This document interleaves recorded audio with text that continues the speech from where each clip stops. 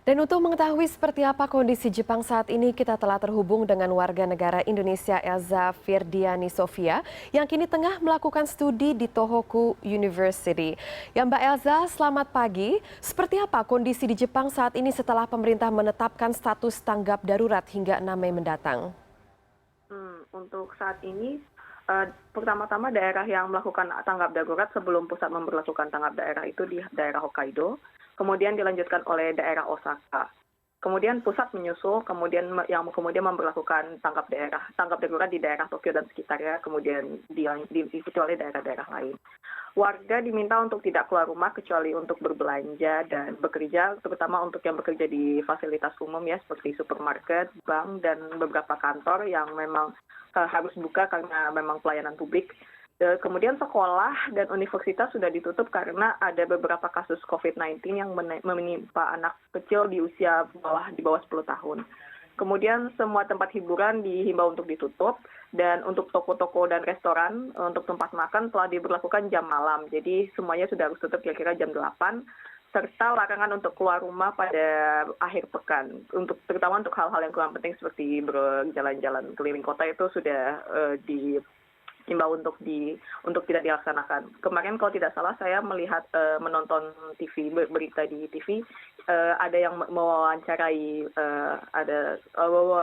orang yang sedang berjalan di kota itu, mengapa berjalan di kota, apakah Anda tahu ada larangan untuk tidak keluar di akhir pekan dan lain sebagainya. Jadi benar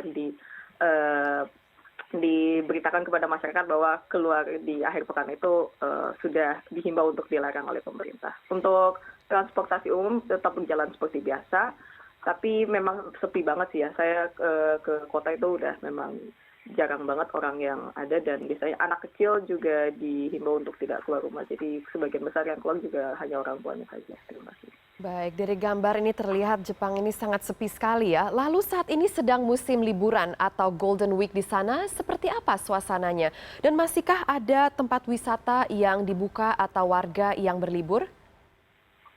Untuk Golden Week, biasanya Golden Week itu musim liburan yang paling ditunggu-tunggu ya, terutama bagi pelajar karena masanya lumayan panjang. Ada yang kembali ke rumahnya masing-masing, rumah orang tua asal kotanya masing-masing, ada yang berlibur ke tempat-tempat wisata ya.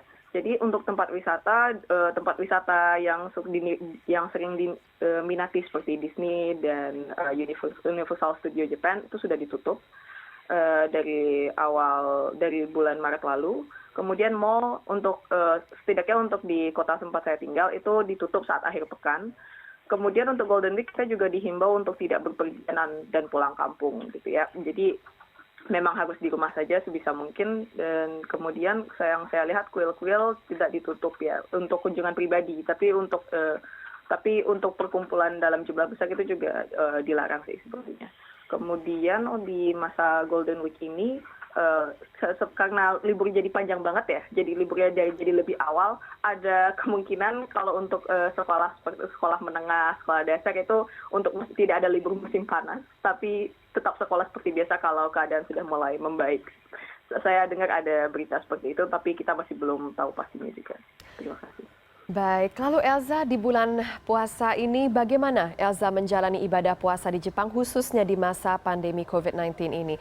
Ada suka duka apa pada bulan Ramadan kali ini?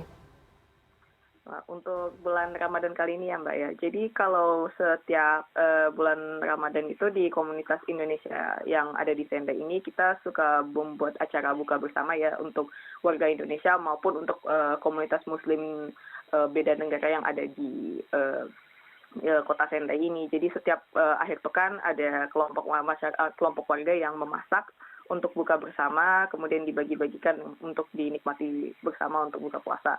Tetapi karena himbauan dari pemerintah ya untuk tidak berkumpul, semua acara Ramadan kita kali ini dibatalkan, kecuali pengajian online. Jadi semua pengajian dilaksanakan online, buka bersama juga cuma bagi-bagi takjil atau bento ya untuk buka bersama, tapi dibawa pulang untuk dinikmati masing-masing, dan Kemudian biasanya